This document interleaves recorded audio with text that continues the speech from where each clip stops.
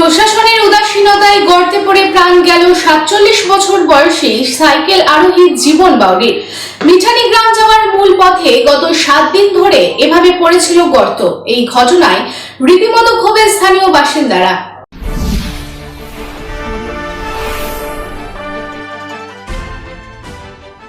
আসানসোল দুর্গাপুর উন্নয়ন পর্ষদ অর্থাৎ এডিডিএ ঠিকা সংস্থার মাধ্যমে মিঠানি গ্রামের রাস্তা সংস্কারের কাজ করাচ্ছে, যার ফলে খোঁড়া হয়েছে বিশাল গর্ত। এবার সেই রাস্তার গর্তে পড়ে মৃত্যু হলো এক সাইকেল আরোহীর। জানা যায়, মৃতের নাম জীবন বাউরি, বয়স ৪৭। ঘটনাটি ঘটেছে রবিবার রাতে। ঘটনার খবর পেয়ে ঘটনাস্থলে পৌঁছায় কুলটির নিয়ামতপুর ফাঁড়ির পুলিশ। পুলিশ পৌঁছে মৃতদেহটি পাঠায় আসানসোল জেলা হাসপাতালে ময়না তদন্তের জন্য। জানা যায়, ওই ব্যক্তি রাতে জিনিস আনতে দোকানে যাচ্ছিলেন এবং তখনই ওই বিশাল গর্তে পড়ে তার মৃত্যু হয়। ঘটনার পর স্থানীয়দের অভিযোগ যে ঠিকাদাররা এই কাজটি করছেন তারা সুরক্ষার বিষয়টি ঠিকমতো দেখছেন না। রাস্তার কাজ খুবই ধীর গতিতে করা হচ্ছে। ঠিকাদারদের গাফিলতির কারণেই এই ঘটনাটি ঘটেছে। তাই মৃতের পরিবারকে ক্ষতিপূরণ দিতে হবে। এই প্রসঙ্গে স্থানীয় এক বাসিন্দা প্রসেনজিৎ বাউরি জানান, জীবন বাউরি ঘরের জিনিসপত্র আনতে যাচ্ছিলেন এবং তখনই ওই গর্তের মধ্যে পড়ে যায়। কনস্ট্রাকশন ৭ দিন ধরে ওই গর্তটি খুঁড়ে রেখেছে এবং তাই আজ ওই গর্তে পড়ে জীবন বাউরি মারা যান। আজকের যে ক্ষতিটি হলো, এর জন্য ওই গরিব পরিবারকে ক্ষতিপূরণ দিতে হবে।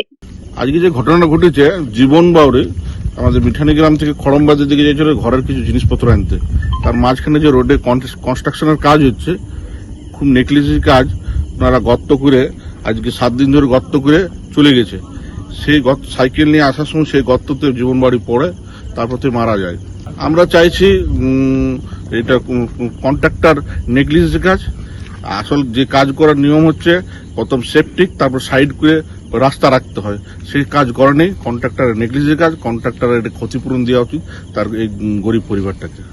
অন্যদিকে এই প্রসঙ্গে আসানসোল দক্ষিণের বিজেপি বিধায়িকা অগ্নিমিত্রা পাল জানান, রাস্তা তৈরি হচ্ছে, রাস্তা কাটা হয়েছে, সেখানে কোনোভাবে ঘিরে দেওয়া হয়নি। এর ফলে জীবন বাউরির মৃত্যু হয়েছে। আজ একটি গাফিলতির কারণে একটি মানুষের প্রাণ চলে গেল। ঘটনায় ধিক্কার জানায় যারা এর জন্য দায়ী। যে সাধারণ মানুষের কথা ভাবে না, সাধারণ মানুষের বিপদ বা সুখ দুঃখের পাশে দাঁড়ায় না। এবং এখানে তো সুখ দুঃখ নয়, একটা বেসিক যে অ্যাকাউন্টেবিলিটি বা রেসপন্সিবিলিটি, রাস্তাটা তৈরি হচ্ছে সেখানে উজ্জ্বল চ্যাটার্জির জায়গা, তৃণমূলের নেতা এবং এডিডিএর ভাইস চেয়ারম্যান। সেখানে রাস্তা কাটা হয়েছে, আড়াআড়ি রাস্তা কেটে দিয়েছে, বিরাট বড় একটা ড্রেনের মতো জায়গা হয়ে গেছে, সেখানে জল ভর্তি ছিল। এবং সেখানে মানুষ জানে না, মানুষ যে রাস্তা দিয়ে যাচ্ছে সে জানে না যেখানে কোনো গার্ডরেল লাগানো নেই, কোনো লাইট বা ফ্ল্যাগ যে হয় যেখানে কাজ হচ্ছে, একটা সিগন্যাল, কিছু নেই। আসানসোল থেকে সন্তোষ মণ্ডলের রিপোর্ট, পাবলিক টাইমস।